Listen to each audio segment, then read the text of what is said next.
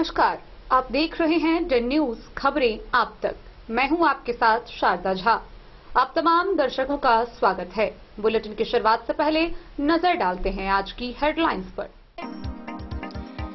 बिस्फी में मुहर्रम पर्व को लेकर पुलिस प्रशासन अलर्ट, शराब तस्कर एवं असामाजिक तत्व हो जाएं सावधान।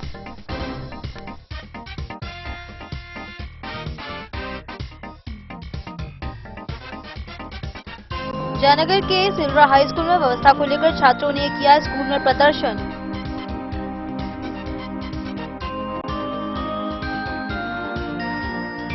एसएनसीयू में जून महीना में 8 नवजात की हुई मौत पर हुआ बवाल।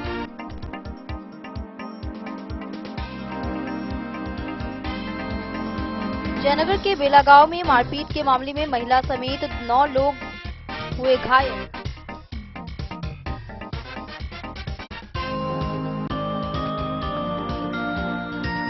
बेनीपट्टी में खनवा नदी में पुल धंसने के बाद 2 दिनों से ठप पड़ा है डायवर्सन निर्माण कार्य, ग्रामीणों ने दिखाया आक्रोश।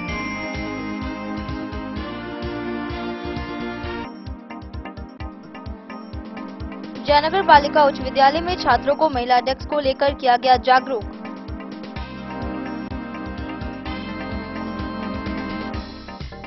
फुलपरास के विद्युत कार्यपालक सहायक की सड़क दुर्घटना में हुई मौत, स्वजनों में मचा कोहराम।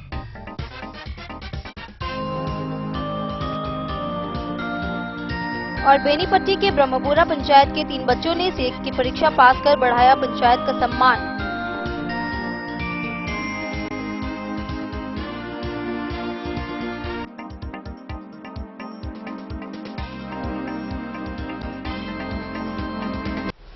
आगामी 17 जुलाई को होने वाले मुहर्रम पर्व को लेकर पुलिस प्रशासन पूरी तरह अलर्ट मोड में नजर आ रही है। विधि व्यवस्था संधारण के मद्देनजर पुलिस के द्वारा विभिन्न क्रियाकलाप आयोजित किए जा रहे हैं। वहीं इसी कड़ी में बिस्फी थाना क्षेत्र में पुलिस के द्वारा शांतिपूर्ण वातावरण में मुहर्रम पर्व संपन्न कराने को लेकर फ्लैग मार्च निकाला गया। बिस्फी प्रखंड क्षेत्र में मुहर्रम पर्व शांतिपूर्ण संपन्न कराने को लेकर बिस्फी, पतौना एवं औसी थाना पुलिस ने अपने अपने क्षेत्र के संवेदनशील इलाकों में बेनीपट्टी पुलिस इंस्पेक्टर नीरज कुमार वर्मा के नेतृत्व में फ्लैग मार्च निकाला। फ्लैग मार्च के दौरान लोगों से इंस्पेक्टर नीरज कुमार वर्मा ने आपसी भाईचारा कायम रखने के साथ सभी तरह के जुलूसों को सकुशल संपन्न कराने की अपील की। वहीं पुलिस निरीक्षक सब बिस्फी थाना अध्यक्ष अविनाश कुमार ने कहा कि अफवाह फैला कर माहौल बिगाड़ने वालों एवं असामाजिक तत्वों पर पुलिस की पैनी नजर है। सोशल मीडिया पर भी पैनी नजर रखी जा रही है। किसी भी प्रकार की अफवाह फैलाने वाले बख्शे नहीं जाएंगे, कानूनी कार्रवाई की जाएगी। उन्होंने कहा कि खासकर शराब तस्कर, नशेड़ी एवं असामाजिक तत्वों पर निगाह रखी जा रही है। पर्व त्योहार में उपद्रव मचाने की प्रयास करने वाले लोगों को किसी भी हाल में बख्शा नहीं जाएगा, कड़ी कार्रवाई की जाएगी। वहीं फ्लैग मार्च में बेनीपट्टी पुलिस इंस्पेक्टर नीरज कुमार वर्मा, बिस्फी थाना अध्यक्ष अविनाश कुमार, पतौना के थाना अध्यक्ष राजकिशोर पंडित, औसी के थाना अध्यक्ष विकास कुमार सहित कई पुलिसकर्मी एवं चौकीदार मौजूद रहे। बिस्फी से सत्यनारायण यादव की रिपोर्ट। जयनगर प्रखंड के सेलड़ा पंचायत के सेलड़ा गांव स्थित कबीर +2 उच्च माध्यमिक विद्यालय में छात्र छात्राओं ने विद्यालय की व्यवस्था के खिलाफ रोषपूर्ण प्रदर्शन किया। विद्यालय में व्याप्त मूलभूत सुविधाओं के अभाव को लेकर छात्र छात्राओं में काफी नाराजगी देखी गई। वहीं इस दौरान विद्यालय के द्वारा किए गए आक्रोशपूर्ण प्रदर्शन के कारण विद्यालय में पठन पाठन व्यवस्था पूरी तरह ठप रही। जयनगर प्रखंड के सेलरा पंचायत के सेलरा गांव स्थित कबीर उच्च माध्यमिक +2 हाई स्कूल में सोमवार को विद्यालय में स्कूल व्यवस्था के खिलाफ छात्रों ने जमकर बवाल काटा, जिससे स्कूल में पठन पाठन व्यवस्था ठप रही। स्कूल के 10वीं की छात्र सोनम प्रिया, अंजलि कुमारी, आरती कुमारी, अन्नू कुमारी, अंकुश कुमार सिंह समेत अन्य छात्रों ने विद्यालय प्रबंधन पर कई तरह के आरोप लगाते हुए कहा कि वर्तमान समय में भीषण गर्मी चल रही है, लेकिन कक्षा में पंखा का अभाव बना हुआ है। प्रधानाध्यापक को इस बात की शिकायत करने पर कोई फायदा नहीं होती है। स्कूल में परिचारी होने के बावजूद छात्राओं को शौचालय समेत क्लासरूम साफ सफाई करने को कहा जाता है। शौचालय की सफाई नहीं होती है। छात्रों ने विद्यालय व्यवस्थापक पर आरोप लगाते हुए कहा कि गर्मी को लेकर क्लास में पंखा नहीं और स्मार्ट क्लास में बैठने को बोला जाता है, फिर बाहर निकाल दिया जाता है। आखिरकार सभी छात्र आए कक्ष से बाहर खुले मैदान में बैठकर विद्यालय व्यवस्थापक के लिए आक्रोश व्यक्त किए। स्मार्ट क्लास अब तक चालू नहीं किया गया है, जबकि सभी शिक्षकों के पास मोबाइल नेटवर्क है, बावजूद किसी ने स्मार्ट क्लास चलाने के लिए तत्परता नहीं दिखाई। पानी पीने के लिए लगे चापाकल में करंट आता है, जो कभी भी बड़े हादसे को निमंत्रण देता है। विद्यालय के प्रधानाध्यापक मिथिलेश कुमार ने छात्रों द्वारा लगाए गए आरोपों को निराधार बताते हुए कहा कि छात्रों को पठन पाठन के लिए विद्यालय आने की बात पर आरोप लगाया जा रहा है। गर्मी को देखते हुए विद्यालय में पंखा का बंदोबस्त किया गया है, लेकिन छात्रों द्वारा उसे क्षतिग्रस्त कर दिया जाता है। इसके अलावा जर्जर भवन होने पर, छत से पानी के रिसाव होने पर पंखा खराब होता है। सूत्रों की माने तो विद्यालय के कुछ शिक्षकों के द्वारा सोची समझी साजिश के तहत तो बच्चों को उग्र किया जाता है। शिक्षकों की आंतरिक रणनीति को लेकर विद्यालय का प्रतिष्ठा धूमिल हो रहा है।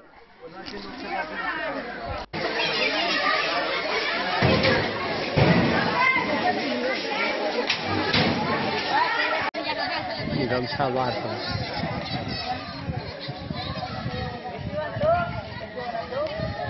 हम लोगों को दिक्कत यही है सर कि हम लोगों के क्लास में पंखा अभी चालू कर दिए हैं सर, और हम लोग अगर बोलते हैं तो वाईफाई लगवाते नहीं है उस क्लास में। हम लोगों का कंप्यूटर क्लास बंद है। आज एक नम्मा में एडमिशन कराया हम लोगों को 3 महीना हो गया है, आज तक कंप्यूटर क्लास चालू नहीं हुआ। नाम बताओ, क्या नाम हो गया तुम्हारा? मेरा नाम विद्या भारती हुआ। सर आए थे पढ़ाने के लिए, तो वहाँ पंखा नहीं चले तो हम लोग जाकर बोला, सर बोला स्मार्ट क्लास में चले। स्मार्ट क्लास में गए थे हम लोग, तो सर बोले स्मार्ट क्लास में नहीं बैठना है। तो उस क्लास में गए तो उस क्लास में धूल कचिए थे, हम लोग नहीं बैठे। सर का बोला, सर बोला कि धूप में आकर बैठो। धूप में आकर बैठे थे हम लोग। तब सर क्या बोल रहे हैं कि ओम प्रकाश सर सबका मन बढ़ा कर रखा है। ओम प्रकाश सर की क्या गलती थी वो बोले उसके नाम? कुछ भी का पैसा नहीं मिला है। जब बोलता है ना तो क्या बोलता है, मारने के लिए क्लास से बाहर निकाल दिया गया है। 2 घंटा बोला है रौदा में बोला है बैठने के लिए, तो हम लोग 2 घंटा रौदा में बैठे हुए हैं। क्या नाम हो गया तुम्हारा? कंचन कुमार। किस क्लास में हो? पाइप ठीक है, कुछ टीचर सब इसको भड़का दिया है। 3 पाइप है, 3 में 2 है, तीनों है डिप ईयर का, और 200 फर्स्ट ईयर का है। 5 पाइप है यहाँ। शौचालय की व्यवस्था है, सब में टंकी लगा हुआ है, कहीं भी कुछ नहीं है। बच्चा सब कभी आता नहीं स्कूल, फोन करने के बाद आता है। जब नहीं आज मिलने को था इसीलिए कोचिंग छोड़ के आया है, नहीं तो एक भी बच्चा नहीं आता है। गार्जियन को मीटिंग बुलाया थे शनिवार को, मात्र 2 गार्जियन आया। मिलता है सब, जो मांगता है सबको रसीद देते हैं। हमारे पास में किरानी नहीं है, और समय मिलने पर एडमिशन के बाद सब रसीद दे रहे हैं। क्या नाम हो गया तुम्हारा? डॉक्टर मिथिलेश कुमार। 10 न्यूज के लिए जयनगर से मोहम्मद अली की रिपोर्ट। मधुबनी सदर अस्पताल के एसएनसीयू में नवजात शिशुओं के नामांकन की संख्या घट रही है, लेकिन उनकी मौत पर बवाल हो रहा है। गौरतलब हो कि मधुबनी सदर अस्पताल में नवजात शिशुओं की मौत का सिलसिला अभी भी जारी है। वहीं इसको लेकर civil surgeon doctor Naresh Kumar Bhimsaria ने बताया कि सदर अस्पताल से अधिक नवजात शिशुओं की मौत विभिन्न अनुमंडल व पीएचसी अस्पतालों में हो रही है। सुविधाओं के अभाव के कारण जब तक नवजात शिशु सदर अस्पताल पहुंच रहे हैं, तब तक उनकी हालत बहुत अधिक खराब हो जाती है। Civil surgeon doctor Naresh Kumar Bhimsaria ने बताया कि सदर अस्पताल के लेबर रूम की तुलना में पीएचसी आदि स्वास्थ्य संस्थानों से आने वाले नवजात की संख्या मृतकों में अधिक होती है, क्योंकि पीएचसी या अन्य स्वास्थ्य संस्थाओं में इस तरह का रखरखाव की सुविधा नहीं होती है और सदर अस्पताल पहुंचने में लेट हो जाती है। एसएनसीयू में नवजात शिशुओं के नामांकन की संख्या घट रही है, लेकिन नवजात की मौत का सिलसिला बराबर जारी है। जिले में सदर अस्पताल में एक एसएनसीयू होने की वजह से नवजात शिशु के इलाज में काफी कठिनाई की सामना करना पड़ता है। सिविल सर्जन का कहना माने तो क्रिटिकल स्टेज में नवजात को रेफर करके भेजा जाता है सदर अस्पताल, लेकिन चिकित्सक के टीम को पूरी कोशिश रहती है कि नवजात की जिंदगी लंबी हो और स्वस्थ होकर यहां से जाए, लेकिन वेट कम सीरियस होने की वजह से कई नवजात नहीं बच पाते हैं या यहां से रेफर करना पड़ता है। सिविल सर्जन ने कहा कि लगातार नवजात की मृत्यु दर में लगातार कमी आ रही है। बिहार में मधुबनी चौथा स्थान पर है। एसएनसीयू में पिछले 2 माह में 11 नवजात शिशु की मौत हुई है। वहीं जून माह में नामांकित शिशु की संख्या 71 थी, जिसमें 8 नवजात की मौत हुई है। इस तरह 2 माह में 140 नवजात का नामांकन एसएनसीयू में हुआ था, जिसमें से 11 की मौत हो गई। इस तरह इस साल जनवरी से लेकर जून तक एसएनसीयू में 39 नवजात शिशु की मौत हुई है। पिछले आंकड़े को देखते हुए लगातार नवजात बच्चों की स्थिति में सुधार हो रही है एवं जिले के अलग अलग भागों से नवजात को इलाज के लिए सदर अस्पताल रेफर किया जा रहा है। सदर अस्पताल के लेबर रूम की तुलना में पीएचसी आदि स्वास्थ्य संस्थानों से आने वाले नवजात की संख्या मृतकों में अधिक होती है। मृत्यु दर कम हो नवजातों को हम लोग लगातार संज्ञान में है। इसका कोई स्पीड नहीं है कि ऐसा होते रहता है। बात सीधा है कि हम लोग की व्यवस्था में दिन पर दिन सुधार हो रहा है और हम लोग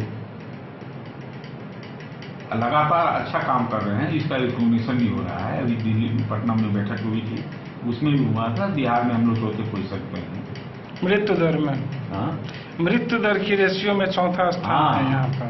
तो इसमें सब चीज देखा जाता है कि कितना मरीज आपके यहाँ भर्ती हुआ, उसमें कितने का डेथ हुआ, कितने को दूसरी जगह रेफर किए और कितना को आपने सक्सेसफुली डिस्चार्ज किया। तो हम लोग के यहाँ अभी लेटेस्ट जो है डाटा में है कि हम लोग 67% को सक्सेसफुली डिस्चार्ज किया। तो ये अचीवमेंट है और संतोष की बात ये है कि लगातार सुधार हो रहा है। डेथ की बात यहाँ तक आती है कि पूरे जिला में एसएनसीयू केवल हमारे यहाँ है, जिला स्तर पे है। तो पूरे जिला में जो भी अंडरवेट का खासकर या अन्य कारणों से जो बच्चे कमजोर पैदा होते हैं या रिस्की होते हैं, तो वो बच्चे यहाँ से रेफर आते हैं। तो ये हम एक्सक्यूज नहीं ले रहे हैं। हम लोगों का अचीवमेंट तो इसमें देखा जाए कि हम लोग उसको कितना को ठीक कर पाते हैं, क्योंकि ये लास्ट मोमेंट में पूरे जिला से आते हैं और वैसे ही बच्चे आते हैं जो कि बहुत सीरियस हैं। तो हम लोग दिन पर दिन सुधार ला रहे हैं। इसमें बहुत चिंता की बात नहीं है और हम लोग के संज्ञान में है। मधुबनी से फिरोज आलम की रिपोर्ट। जयनगर प्रखंड के बेला गांव में आपसी विवाद को लेकर एक ही परिवार के 2 पक्षों में जमकर मारपीट हो गई। इस घटना में तकरीबन 9 लोगों के गंभीर रूप से घायल होने की सूचना है। आइए हम आपको विस्तार से बताते हैं क्या है ये पूरी वारदात। जयनगर थाना क्षेत्र के बेला गांव में एक ही परिवार में आपसी विवाद को लेकर सोमवार को हुए मारपीट में 2 महिला समेत 9 लोग घायल हो गए। स्थानीय लोगों के सहयोग से इलाज के लिए जयनगर अनुमंडल अस्पताल में भर्ती कराया गया। अस्पताल चिकित्सक डॉक्टर विजय कुमार ने बताया कि सभी घायल खतरे से बाहर हैं। सभी का प्राथमिक उपचार किया गया है। प्रथम पक्ष से घायलों में मोहम्मद नजीर पमरिया उम्र 60 वर्ष, पिता स्वर्गीय अब्दुल अजीज व उसका पुत्र मिकाइल उम्र 25 वर्ष, मोहम्मद इजराइल उम्र 32 वर्ष एवं उसकी पत्नी सदिया खातून उम्र 28 शामिल हैं। वहीं दूसरे पक्ष से मोहम्मद जिब्राइल उम्र 33 वर्ष, मोहम्मद बसीर अकरम उम्र 46 वर्ष, मोहम्मद मोइम पमरिया उम्र 35 वर्ष तथा मोहम्मद परवेज उम्र 18, पिता मोहम्मद मोइम एवं शकीला खातून उम्र 27 वर्ष, पति मोहम्मद मोइम शामिल हैं। प्राप्त जानकारी के अनुसार सभी घायल एक ही परिवार के सदस्य हैं। पेशे से गांव घूमकर नाच गाना कर भरण पोषण करते हैं। पिता द्वारा एक पक्ष अपने पुत्र को गांव देने के विवाद पर वाद विवाद होने पर मारपीट में तब्दील हो गया, जिससे महिला समेत 9 लोग घायल हो गए। घटना की सूचना मिलते ही जयनगर थाना पुलिस अस्पताल पहुंची। हाँ, 4-6 आदमी लोग आए हैं। स्थिति ठीक है। 3-4 लोगों को सर पे चोट है, जख्म है, स्थिति किया गया है और अभी निगरानी में रखा गया है। एक्सरे करा देंगे, फिर आगे रेफर करना होगा तो रेफर करेंगे। डेन न्यूज के लिए जयनगर से मोहम्मद अली की रिपोर्ट। बेनीपट्टी अनुमंडल के खनुआ नदी के पुल का ऊपरी हिस्सा क्षतिग्रस्त होने के बाद से बीते शनिवार को वहां विभाग के अधिकारी पहुंचे। गौरतलब हो कि हरलाखी प्रखंड के बौरहर से अनुमंडल मुख्यालय को जोड़ने वाली कनुआ नदी पर बने पुल का पूर्वी तटबंध बुरी तरह क्षतिग्रस्त हो गया था। हालांकि इसको लेकर निर्माण कार्य शुरू कर दिया गया है। बेनीपट्टी प्रखंड के त्योत पंचायत स्थित तिसियाही खनुआ टोल के पास हरलाकी प्रखंड के बौरहर से अनुमंडल मुख्यालय बेनीपट्टी जाने वाली मुख्य सड़क में खनुआ नदी पर बने पुल का पूर्वी हिस्सा धंसने के बाद शनिवार की सुबह पहुंची पथ निर्माण विभाग की टीम ने तत्काल क्षतिग्रस्त पुल के इस पार से उस पार तक बांस बल्ले से बैरिकेडिंग कर बड़े वाहनों के आवागमन पर रोक लगाकर पुल के पूर्वी भाग में नीचे डायवर्जन बनाने का कार्य शुरू कर दिया था। साथ ही लाल फीता की चेतावनी पट्टी भी लगा दी गई थी और जेसीबी के माध्यम से खनुआ नदी के बीचों बीच पानी में ही डायवर्जन बनाए जाने की कवायद शनिवार की शाम में शुरू की गई थी, लेकिन रविवार को डायवर्जन बनाने के कार्य को पूरा करने के बजाय बांस बल्ला से लगाए गए बैरिकेडिंग को हटाकर लोहे से स्थायी तौर पर बैरिकेडिंग करके छोड़ दिया गया है। वहीं सोमवार को भी डायवर्जन बनाने में जुटे कोई कर्मी नहीं पहुंचे।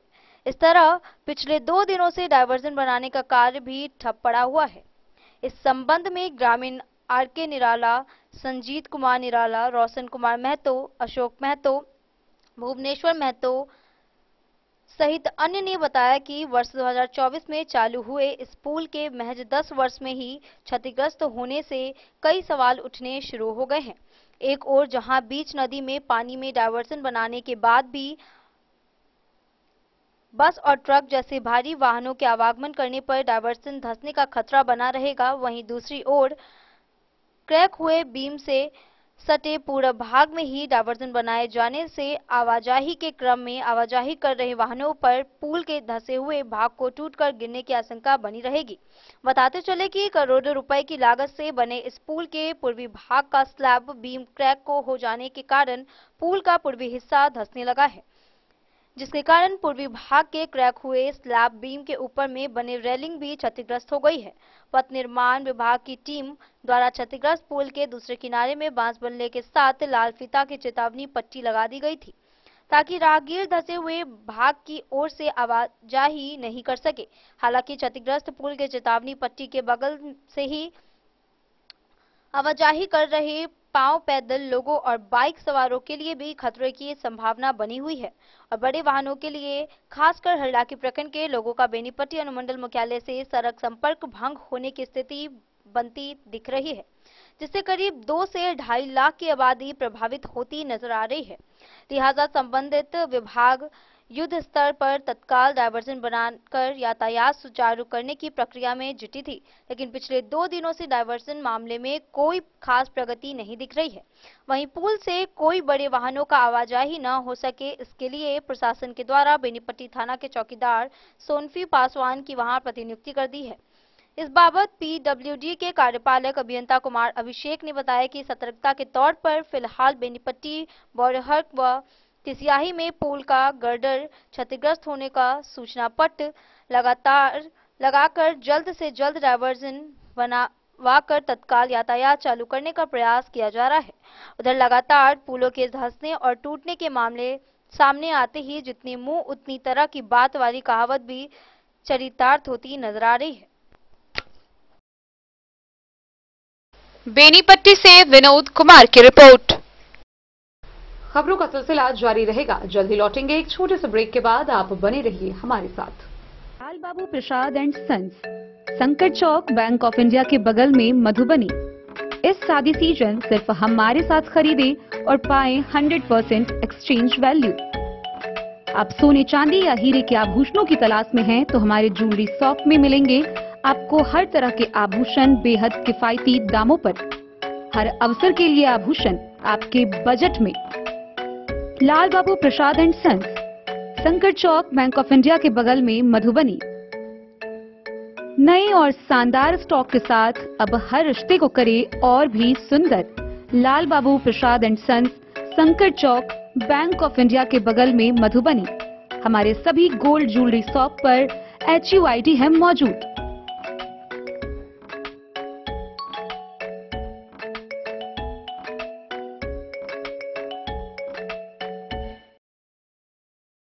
ट्रेंड के इस जमाने में क्या आप भी चाहते हैं स्टाइलिश और फैशनेबल कपड़े?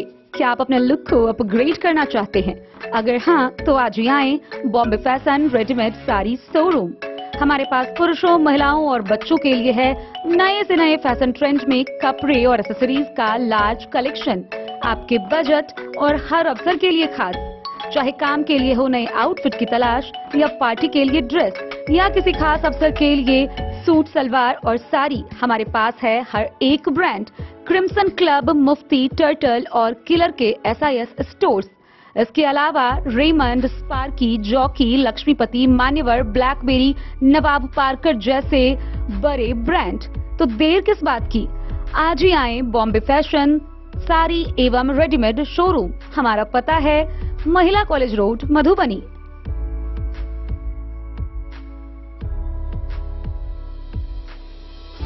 अगर है आपको सोने, चांदी या हीरे के आभूषणों की तलाश तो आज ही आए लाल बाबू ज्वेलर्स, महिला कॉलेज रोड, मधुबनी।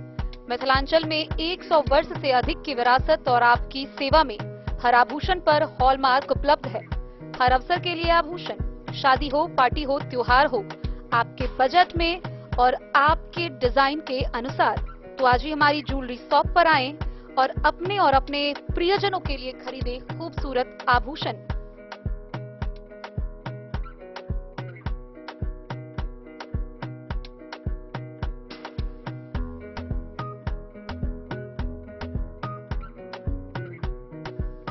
हार, चूड़ियां, अंगूठियां, झुमके, मंगलसूत्र और बहुत कुछ है शामिल, वो भी किफायती दामों में। मधुबनी में सबसे कम मेकिंग चार्ज पर लाल बाबू ज्वेलर्स, महिला कॉलेज रोड, मधुबनी।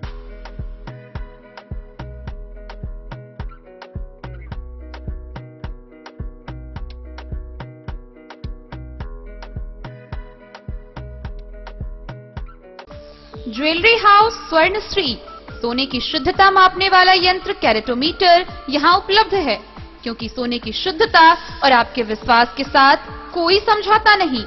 रत्न, सोना व चांदी के हर तरह के आभूषणों के लिए एक बार अवश्य आएं। लाइट वेट व बेहतरीन कारीगरी वाले गहनों का अनूठा संगम। आपका भरोसा ही है हमारी पूंजी। बिना किसी मिलावट व पूरी शुद्धता के साथ हॉलमार्क गहने आपको देना हमारा परम कर्तव्य।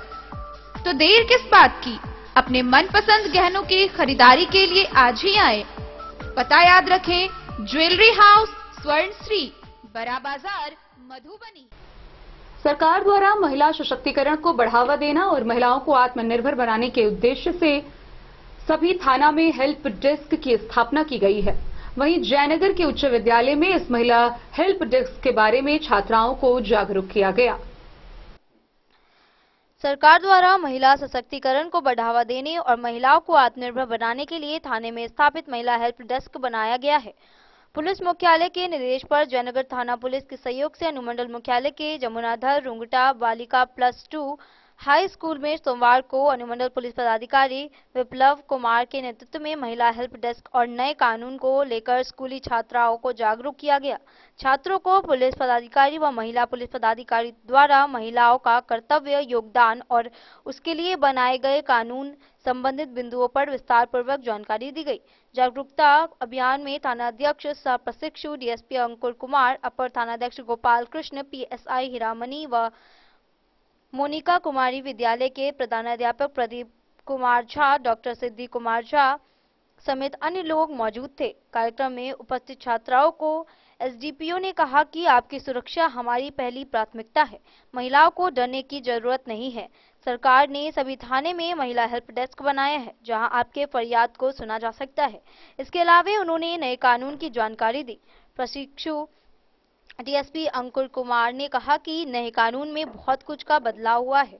पहले इंडियन पैनल कोड IPC अब भारतीय न्याय संहिता BNS कहलाएगा।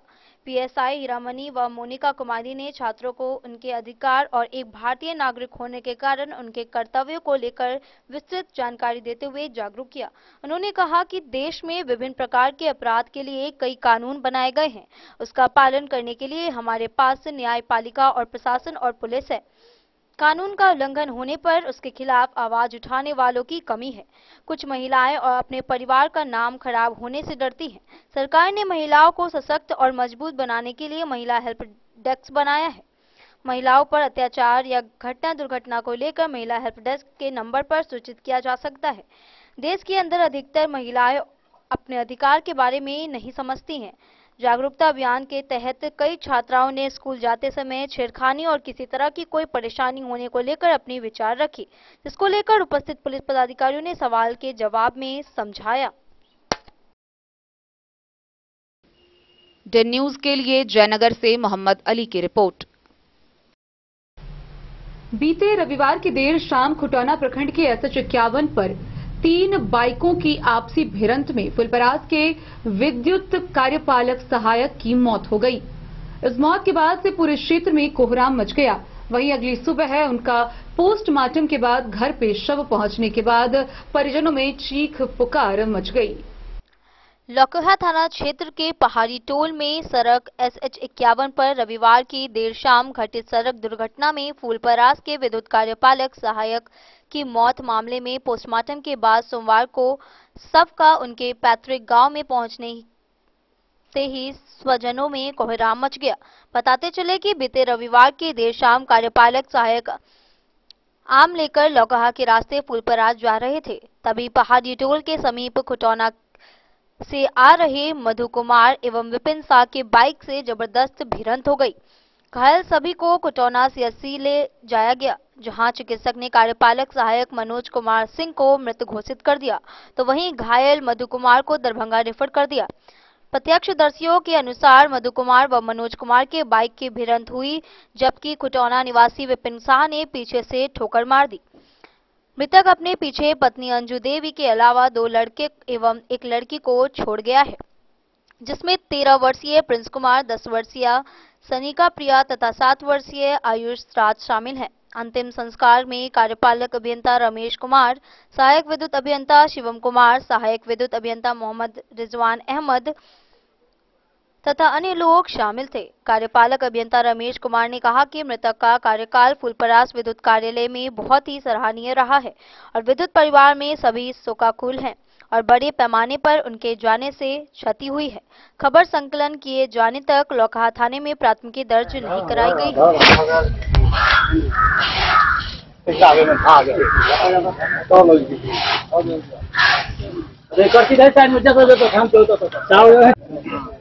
नहीं, उसका अपना मोबाइल नहीं, चलो जानबूझ करके उठाया है। उसकी बहन फोन उठा रही थी, हम लोग को कॉल किए ना मनोज जी के नंबर पर, बोले देखे बाजी से, हम लोग बोले कि मेरा भाई बोल रहा है। अभी आप भरमौना बॉर्डर पर स्थित है और खासकर देखा जा रहा है एक शव का जो अंतिम संस्कार किया जा रहा है, क्या कुछ मामला है इसमें? कोई बाइक एक्सीडेंट हुई है, तो उसी में कल रात को खुटौना से फुलपरास जा रहे थे, पीछे से एक बाइक, आगे से एक बाइक कोलाइड कर गया सामने से, फिर पीछे वाला भी एक बाइक आ रहा था, अभी उसी में हादसा हुआ है। अभी विद्युत विभाग में कार्यरत थे क्या ये? जी जी, हमारे यहाँ कार्यपालक सहायक थे। जी जी। अभी तो इस तरह का जो घटना हुई है उसको लेकर के आपके विभाग क्या कार्रवाई कर रहे हैं, किस तरह का उनको सहयोग मिलेगा? हम लोग कर रहे हैं, 4 लाख रुपये का है क्षतिपूर्ति, मतलब ये हम लोग कंपनसेशन टाइप है, उसको प्रोसेस हम लोग करवाएंगे, डॉक्यूमेंट कुछ लगेगा, उसके बाद हम लोग प्रक्रिया में लग जाएंगे। और क्या कहना चाहेंगे सर, खासकर उनके परिजन है, उनको बहुत आहत है, हमारा पूरा विद्युत परिवार ये दुर्घटना जो हुई है आहत है, और ये काफी कर्मशील थे। मैंने यूँ कहें कि हमारा जो फुलपरास विद्युत विभाग था वर्ग प्रमंडल, उसे पूरे कार्यालय का काम ये देखते थे, बहुत एक्टिव थे। व्यक्तिगत रूप से मैंने क्षति हुई है सभी को, हम लोगों को। जी। डन न्यूज के लिए राशिद रजा की रिपोर्ट। बेनीपट्टी प्रखंड से एक अच्छी खबर सामने आ रही है, जहां ब्रह्मपुरा पंचायत के 3 विद्यार्थियों ने सीए की परीक्षा पास कर अपने जिला समेत परिजनों का मान बढ़ाया है। वहीं 3 बच्चों के एक साथ सीए की परीक्षा पास करने पर इलाके में खुशी की लहर है। बेनीपट्टी प्रखंड के ब्रह्मपुरा पंचायत के 3 बच्चों ने सीए की परीक्षा में उत्तीर्णता प्राप्त कर पंचायत का सम्मान बढ़ाया है। परीक्षा में सफलता प्राप्त करने वालों में ब्रह्मपुरा पंचायत के वार्ड 7 स्थित अकुली गांव निवासी सुनील यादव, वार्ड 8 के कुंदन झा व वार्ड 12 के रोहित कुमार पाठक शामिल हैं, जिन्होंने चार्टर्ड अकाउंटेंट ऑफ इंडिया की फाइनल परीक्षा में सफलता प्राप्त की है। 3 बच्चों के सीए परीक्षा में सफलता प्राप्त करने से पंचायत में खुशी की लहर है। बताते चले कि कुंदन के पिता पैक्स अध्यक्ष कृष्ण कुमार झा, रोहित के पिता अमरकांत पाठक और सुनील कुमार के पिता जगजीवन यादव अपने पुत्र की इस सफलता पर खुशी से फूले नहीं समा रहे हैं। इस अवसर पर ब्रह्मपुरा पंचायत के पूर्व मुखिया अजीत पासवान, आयुष सिंह, मिथिलेश मंडल, श्याम यादव व विकास दास समेत अन्य लोगों ने बच्चों को गुलदस्ता व पुस्तक भेंट कर सम्मानित किया और बच्चों के उज्जवल भविष्य की कामना करते हुए बधाई दी। बधाई देने वालों में परेखन पासवान, सीताराम दास, सुनील राम, श्याम कुमार झा व जानकी पासवान सहित अन्य लोग भी शामिल हैं। करना चाहता हूं कि आप अपने संघर्षनामा जो यहाँ तक पहुँचे हैं बोलने का कष्ट करें। मेरा नाम सुनील कुमार है। मेरे पिताजी का नाम और मेरा गाँव मैं एक मध्यम किसान परिवार से बिलोंग करता हूँ। मैंने अपना 10वीं जगदीश हाई स्कूल फैक्ट्री से कंप्लीट किया। उसके बाद में मैंने अपना 12 एमएलएसएम कॉलेज दरभंगा से कंप्लीट किया था साइंस स्टडीज। उसके बाद में मैंने डिसाइड किया कि IIT करूँ। फिर उसके बाद में फैमिली छुटकारा से नहीं कर पाया। उसके बाद में मैं आ गया दिल्ली में मैं अपना CA स्टार्ट किया। मैंने जर्नी CPT से, क्योंकि 12 के बाद 10 CPT स्टार्ट होता है। उसके बाद में मैंने CPT स्टार्ट किया और उस टाइम में कुछ फाइनेंशियल प्रॉब्लम भी था, इसीलिए मैंने CA में हो रहा था कि अच्छा कम लगता है और ये इजीली कम पैसे में हो जाते हैं। इजीली तो नहीं हो पाता, कम पैसे में हो जाता है। तो मैंने डिसाइड किया कि मैं ये CA स्टार्ट करूँ। तो मैंने CA करना स्टार्ट किया। CPT मैंने स्टार्ट किया। उसके बाद में मैंने CPT एग्जाम दिया। तो मुझे लग रहा था स्टार्टिंग में कि मतलब तो मैं साइंस बैकग्राउंड से था, तो मुझे लग रहा था कि यार कॉमर्स पढ़ना मुश्किल है मेरे लिए, तो मुझे बहुत सारी चीज़ समझ में नहीं आ रहा था स्टार्टिंग में। उसके बाद में मैं धीरे धीरे मैं करता गया, क्योंकि साइंस बैकग्राउंड था मेरा। तो उसमें CPT में मैथ भी होता है, इकोनॉमिक्स भी होता है, लॉ और अकाउंट्स होता है। तो अकाउंट्स भी रिलेटेड होता है, मैथ से रिलेटेड होता है। मैथ का एक सब्जेक्ट को लेकर मैं स्टार्ट किया। उसके बाद मैंने CPT में 80% मार्क्स सिक्योर किया। 200 में 160 मार्क्स मिला। उसके बाद में मैंने IPC इंटर मैंने स्टार्ट किया। उसके बाद में CPT IPCC में एक बार मैंने एग्जाम दिया था, बट लेकिन नहीं हो पाया था। बट इन 2 सब्जेक्ट में मेरा उसके बाद में दूसरे बार में IPCC मेरा हो गया। फिर उसके बाद में मैं सेकेंड ग्रुप IPCC स्टार्ट किया था। तो एक बार सेकेंड ग्रुप भी नहीं हुआ था। उसके बाद में मेरा ये हो रहा था मुझसे कि ये नहीं हो पाएगा, मुझसे नहीं हो पाएगा। फिर उसके बाद में मैंने सेकेंड ग्रुप फिर मैं दोबारा दिया। तो उस बार में सफल रहा, मैं पास हो गया। उसके बाद मैं फाइनल में आ गया। उसके बाद 3 साल आर्टिकलशिप होता है फाइनल इंटर के बाद में। तो उसके बाद में आर्टिकलशिप कंप्लीट करने के बाद में मैं फाइनल देना स्टार्ट किया। तो मैंने फर्स्ट अटेम्प्ट किया था, तो उस टाइम में मेरा बहुत कम ही मार्क्स आया था और नहीं हो पाया। उसके बाद मैंने फिर सेकेंड टाइम दिया था। उसके बाद में क्या हो गया, अच्छा खासा मार्क्स दिया। 225 मार्क आया था फाइनल में, क्योंकि 225 मार्क आना बहुत मुश्किल होता है CA फाइनल का। उसके बाद मैंने फिर सेकेंड ग्रुप का प्रिपरेशन स्टार्ट किया। सेकेंड ग्रुप में मेरा 236 मार्क। उसके बाद में CA में कंप्लीट किया था मैं जनवरी 2023 में। मेरा रिजल्ट आया था 9 जनवरी 2023 को। सर्टिफिकेट और इंस्टीट्यूट में मुझे 7 जुलाई 2024 को मुझे प्रोवाइड किया गया।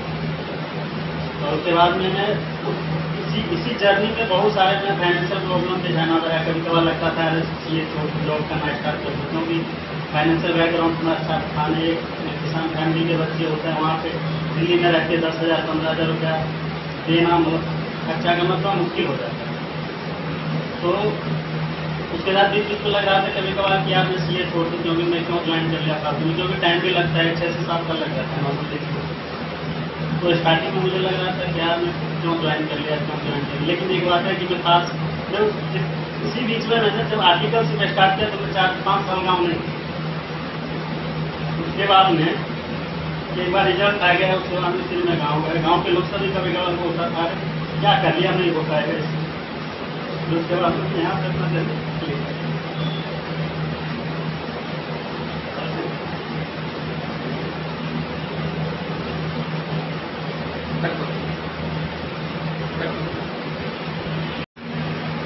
हमारे ग्राम पंचायत राज ब्रह्मपुरा, प्रखंड बेनीपट्टी, जिला मधुबनी, बिहार राज्य अवस्थित राजस्व गांव कोकिली जो भू-वार्ड का बहुत ही खूबसूरत बहुजनवाद 100% गांव है, जो सामाजिक, आर्थिक, राजनीतिक और बौद्धिक चीजों से बहुत ही दयनीय स्थिति में निम्न स्तर पर, परंतु 1990 ईस्वी के बाद जो विकेंद्रीकरण भारत सरकार के द्वारा जो हुआ, उस विकेंद्रीकरण के कारण उस छोटी सी गांव में बहुत ही गरीबी, लाचारी, बेबसी एक साधारण किसान परिवार में सुनील यादव नाम का लड़का अब करीब होता है बाबू जगजीवन यादव जी। और जगजीवन यादव जी मात्र 1 से 1.25 बीघा जमीन जोतकर इस बच्चे को आज जिस मुकाम पर यह बच्चा फुटित किया है, वह बहुत ही हमारी पंचायत के लिए और खासकर हमारे लिए गौरव की बात है। और इसी गौरव को सुनते हुए मैं अपने बच्चे, अपने बाबू को आज आयुष कुमार सिंह बाबू पूर्व मुखिया देवनारायण सिंह उर्फ लाल सिंह के पौत्र अर्थात उनके बड़े बेटे शिक्षक रामनारायण सिंह के सबसे बड़े लड़का आयुष सिंह, मेरे गांव चतरा के मेरे जगदीश मंडल जी के होनहार और वीरवान पुत्र भाई मिथिलेश मंडल जी जो यही है, वो भी आए हैं। हमारे कोकिली के ही एक रिक्शा चालक, ठेला चालक जो कीर्ति नगर में कार्य कर अपने बेटे को पवन राम जो इन्हीं के साथ वह भी अपनी मुकाम इन लोगों के सत्संग में आज मुकाम हासिल कर चुके हैं। और इन्हीं के चचा कोकिली के श्याम यादव जी जो यहीं रहते हैं, आज सारे आदमी हम अपने बच्चे को जो सीए फाइनल 7 तारीख को उनको सर्टिफिकेट दिया गया है उसके तहत आज हमने दिल्ली में अप्रवासी दिल्ली में मैं कुछ महीनों से था। आज मुझे इस बच्चे के सानिध्य में कुछ रूबरू होने के सम्मानित करने के लिए हम लोग आए हैं। बहुत बहुत धन्यवाद, शुक्रिया। और मैं अपने पंचायत, प्रखंड, जिला की ओर से इस बाबू को उज्जवल भविष्य की मनोकामना और शुभकामनाएं आभार प्रकट करता हूं। अब मैं चाहता हूं कि यह सुनील यादव जी जो इस मुकाम पर आए हैं, वह अपनी मुख वाणी से कुछ कहें, जिससे आने वाला जो हमारा जनरेशन है, युवा युवती है, उसको प्रेरणा मिलेगा। भाई मैं सुनील यादव जी से आग्रह करना चाहता हूं कि आप अपने संघर्षनामा जो यहाँ तक पहुंचे हैं। बेनीपट्टी से विनोद कुमार की रिपोर्ट। खबरों का सिलसिला जारी रहेगा, जल्द ही लौटेंगे एक छोटे से ब्रेक के बाद। आप बने रहिए हमारे साथ। होटल गोकुल राज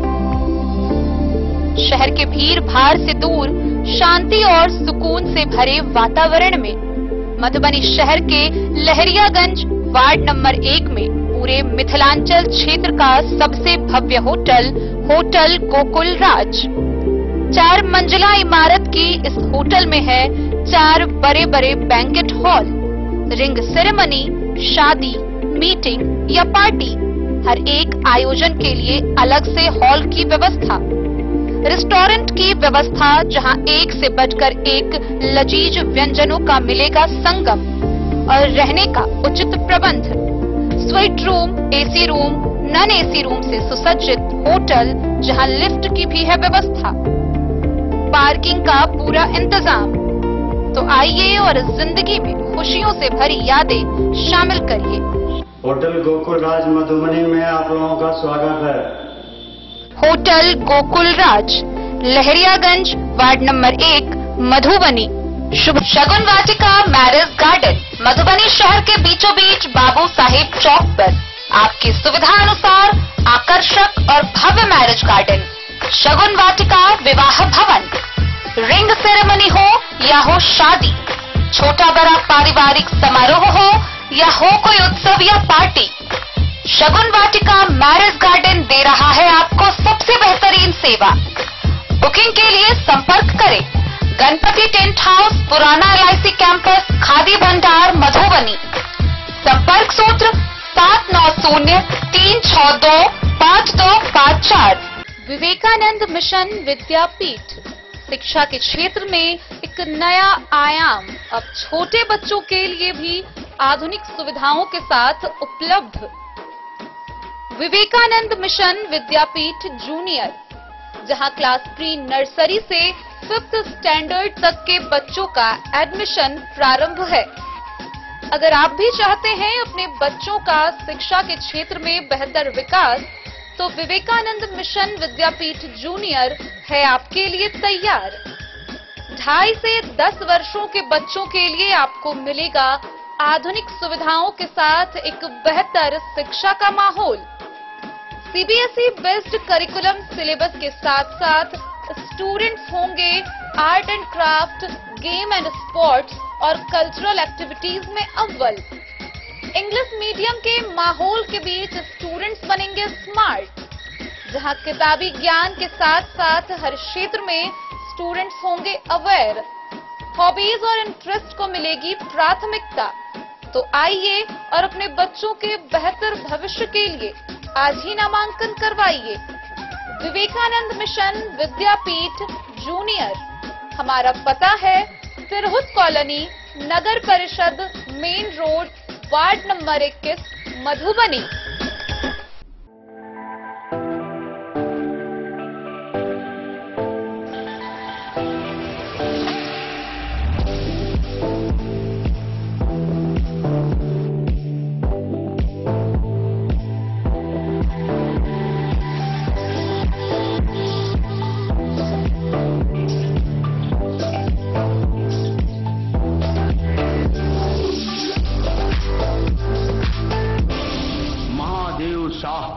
Amarnath Prasad jewellers 916 hallmark branded gold एवं डायमंड ज्वेलरी शोरूम, गांधी चौक।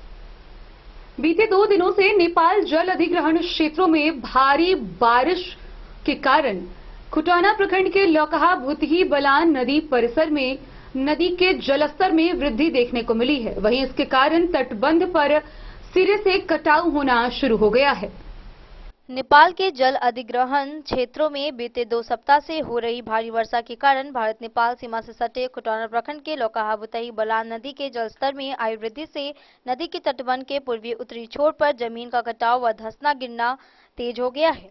यह कटाव वर्षा रुकने के साथ ही शुरू हो गई है, जिससे अब तक 50 बीघा से ज्यादा जमीन व पेड़ जमींदोज होकर नदी में परिवर्तित हो रहे हैं। यह कटाव इस कदर तेज है कि नदी के दक्षिणी दिशा में स्थित सड़क NH 227 को बस छूने भर की देर है। नदी के तटबंध में बसे लोगों में चिंता व दहशत कायम हो गया है। बावजूद इसके तटबंध की सुरक्षा के लिए जिम्मेदार अधिकारी व कर्मचारी इस कटाव के प्रति गंभीर नजर नहीं आ रहे हैं।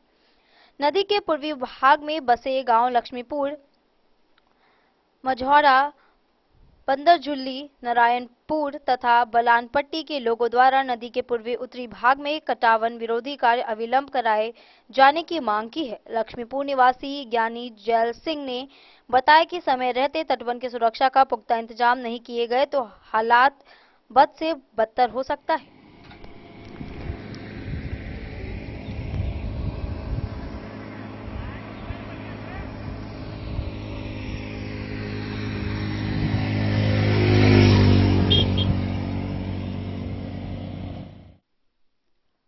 डन न्यूज के लिए राशिद रजा की रिपोर्ट। राजनगर प्रखंड के +2 मनमोहन स्कूल में बच्चों के बीच FLN किट का वितरण किया गया। गौरतलब हो कि बिहार शिक्षा योजना परिषद के द्वारा प्राथमिक विद्यालय से हाई स्कूल तक के बच्चों के बीच इस किट का वितरण किया जा रहा है ताकि उनमें शिक्षा के प्रति रुचि जगे। राजनगर प्रखंड के +2 मनमोहन स्कूल में बच्चों को FLN किट वितरण किया गया।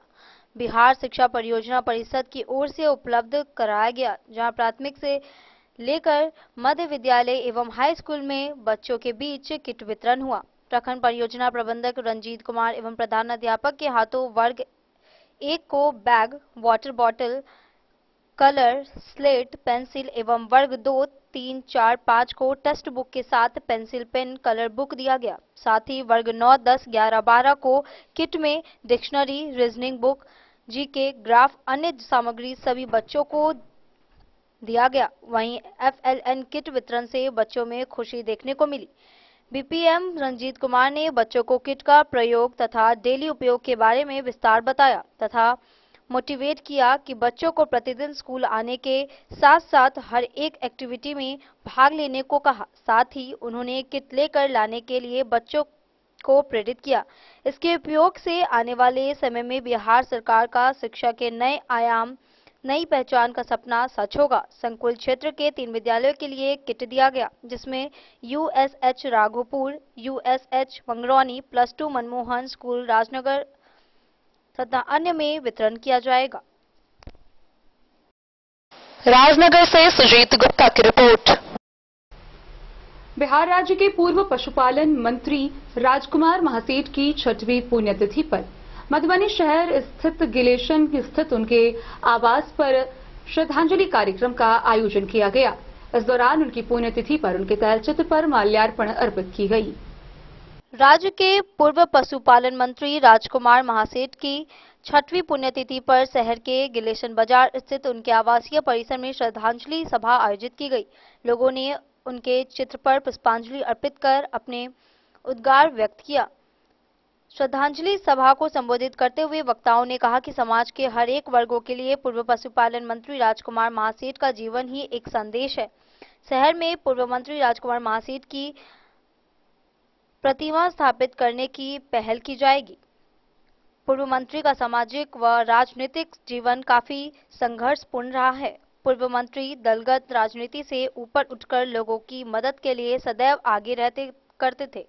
वक्ताओं ने पूर्व मंत्री के व्यक्तित्व व कृतित्व पर चर्चा करते कहा कि वे सदैव समाज के दबे कुचले लोगों के हक के लिए लड़ाई लड़ते रहे।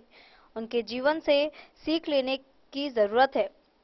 उनके विचारों को अमल में लाकर राजनीतिक तथा सामाजिक क्षेत्र में अभूतपूर्व परिवर्तन लाया जा सकता है। पुण्यतिथि कार्यक्रम में ओमकार नाथ महासेठ, अमित महासेठ, रेणु यादव, प्रिया राज, पूर्णशंकर झा सहित अन्य लोगों ने हिस्सा लिया। Bureau report Madhubani. मधुबनी शहर के संतू नगर मोहल्ला स्थित बालिका गृह से एक किशोरी की मौत होने की खबर सामने आई है। गौरतलब हो कि इस बाबत मधुबनी के जिला पदाधिकारी अरविंद कुमार वर्मा ने बताया कि मृतका अंजलि कुमारी को शुरू से मिर्गी की शिकायत थी। शहर के संतू नगर मोहल्ला स्थित बालिका गृह की अंजलि कुमारी की शुक्रवार रात मौत हो गई। डीएम अरविंद कुमार वर्मा ने बताया कि किशोरी को मिर्गी की शिकायत थी। शुक्रवार की सुबह उसकी तबीयत खराब हो गई। उसके बाद सदर अस्पताल में भर्ती कराया गया था। उसे शाम में ठीक होने पर डिस्चार्ज कर दिया गया था। अचानक शुक्रवार रात करीब 1 बजे फिर से किशोरी की तबीयत बिगड़ने पर सदर अस्पताल लाया गया। वहां इलाज के दौरान उसकी मौत हो गई। जिला प्रशासन की देखरेख में अंतिम संस्कार किया गया। डीएम ने बताया कि अंजलि के माता-पिता का देहांत पहले ही हो गया था। भाई लुधियाना में रहते हैं। एक बहन है जो दक्षिण भारत में रहती है। उनसे संपर्क किया गया पर वह आने के लिए तैयार नहीं हुए। तब जिला प्रशासन के अधिकारियों की मौजूदगी में उसका दाह संस्कार शनिवार को किया गया। डीएम ने बताया कि किशोरी की मौत का कारण जानने के लिए दंडाधिकारी स्तर की जांच भी कराई गई है। सदर एसडीओ अश्वनी कुमार की देखरेख में जांच की गई। जांच में बाहरी इंजरी नहीं पाई गई है। Bureau report Madhubani. लखनऊ थाना क्षेत्र से दिल दहला देने वाली, मानवता को शर्मसार कर देने वाली एक खबर सामने आ रही है, जहां 4 साल के एक मासूम बच्चे से मात्र 15 वर्षीय एक नाबालिग लड़के ने अप्राकृतिक यौनाचार जैसे दुष्कर्म को अंजाम दिया है। इस मामले में आरोपी को गिरफ्तार कर लिया गया है, जिसे दरभंगा रिमांड होम भेजा गया है। आइए हम आपको विस्तार से बताते हैं क्या है ये पूरी वारदात। 4 साल के एक मासूम के साथ अप्राकृतिक यौनाचार करने वाले संकीन नाबालिग लड़के को पुलिस ने गिरफ्तार किया है। रविवार को उसे दरभंगा रिमांड होम भेजा गया। लखनऊ एसएचओ रेणु कुमारी ने इसकी पुष्टि की है। पीड़िता मासूम के मां के आवेदन पर लखनऊ थाना में पॉस्को अधिनियम एवं अप्राकृतिक यौनाचार की धारा में प्राथमिकी दर्ज की गई है। आरोपी एकमात्र नाबालिग 15 वर्षीय सनकी लड़के को गिरफ्तार कर लिया गया। यह घटना शनिवार दोपहर बाद हुई थी। दिए आवेदन में पीड़ित मासूम की मां ने बताया कि बगल का पड़ोसी लड़का उनके लड़के को कुड़कुड़े खिलाते हुए गोद में लेकर आम के बगीचे में चला गया। कुछ देर बाद एक महिला बोली कि आपका लड़का बगीचे में चिल्ला रहा है। जब दौड़कर वहां गए तो वह लड़का उसके बच्चे को गोद में उठाकर भाग रहा था। मां ने पीछा किया तो वह बच्चे को सड़क पर छोड़कर भाग गया। जब मां बच्चे के पास पहुंची तो बच्चे की स्थिति खराब थी। कपड़े में पूरा खून लगा था, मल द्वार फटा हुआ था। तत्काल उसे लखनऊ थाना ले गए। फिर थाना से इलाज करने के लिए लखनऊ पीएचसी लाए। लखनऊ पीएचसी में उसका इलाज करने वाले डॉक्टर हाशमी ने उसे अनुमंडल अस्पताल रेफर किया। चिकित्सक हाशमी ने बताया कि उसके साथ सूडोमी अप्राकृतिक यौनाचार किया गया है। मल द्वार फटा हुआ था, खून बंद कर दिया गया। पीएचसी एम्बुलेंस से उसे अनुमंडल अस्पताल भेजा गया। अनुमंडल अस्पताल के डॉक्टर अमित प्रकाश ने उसका प्रारंभिक इलाज किया। फिर जिला अस्पताल के सीएमओ से बात कर स्पर्म और अन्य मेडिकल जांच की गई। शनिवार देर शाम हुए इस बात के प्रकाश में आने से लोग हैरत में हैं। कई प्रकार की बातें हो रही है। वहीं बालक के मां और परिजन ऐसी स्थिति में कौन किस पर विश्वास करेगा कहकर बार बार रोने लगते हैं। झंझारपुर से सरफराज सिद्दीकी की रिपोर्ट। तो आज के इस बुलेटिन में फिलहाल इतना ही। कल फिर हाजिर होंगे नई खबरों के साथ। तब तक दीजिए पूरी टीम को इजाजत और मधुबनी की हर छोटी बड़ी खबरों के लिए देखते रहिए 10 न्यूज, खबरें आप तक। नमस्कार।